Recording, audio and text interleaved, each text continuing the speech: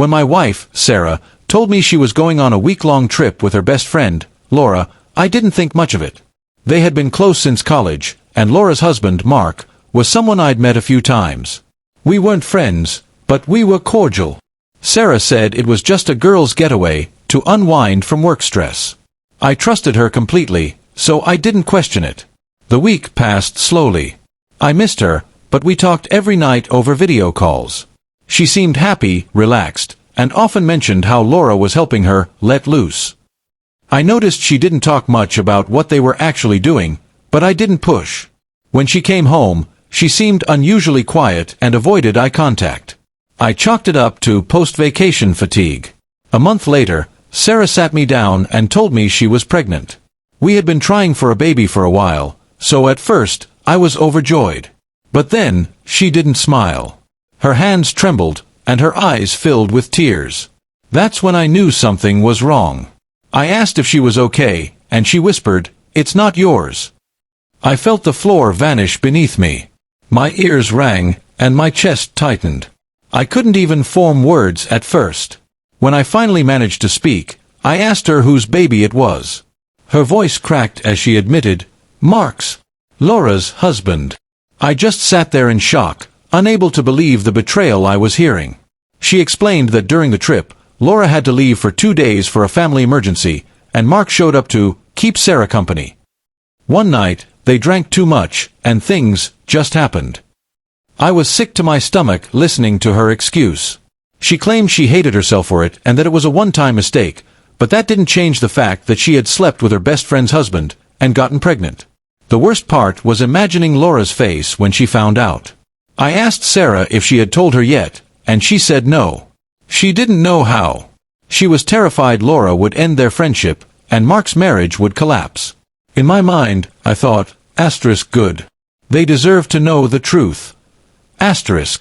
I couldn't sleep that night. Every time I closed my eyes, I saw Sarah and Mark together.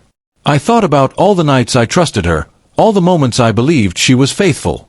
I thought about the future we had planned, the child we both wanted, and how she had taken that dream and smashed it. The next day, I contacted Laura myself. She was confused when I called, but I told her she needed to hear something important. When I explained, she went completely silent. Then, she asked in a trembling voice, "Are you sure?" I told her Sarah had confessed everything to me. Laura started sobbing, and I could hear her yelling at Mark in the background before the line went dead. When Sarah found out I had told Laura, her face froze.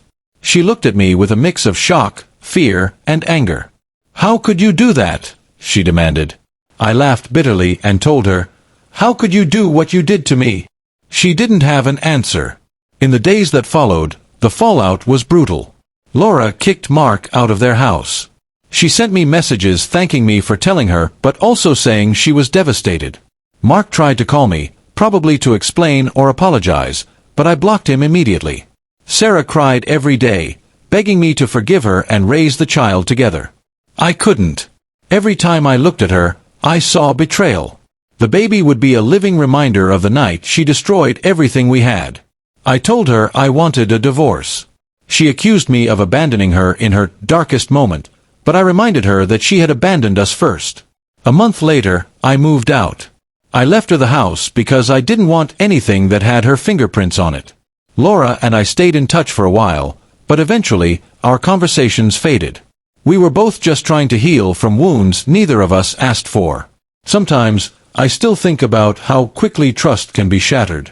One trip, one night, one choice, and the life I thought I had was gone. Sarah made her bed with Mark, and now she has to lie in it, alone. I may have lost a marriage, but I kept my self-respect, and that's something she can never take away.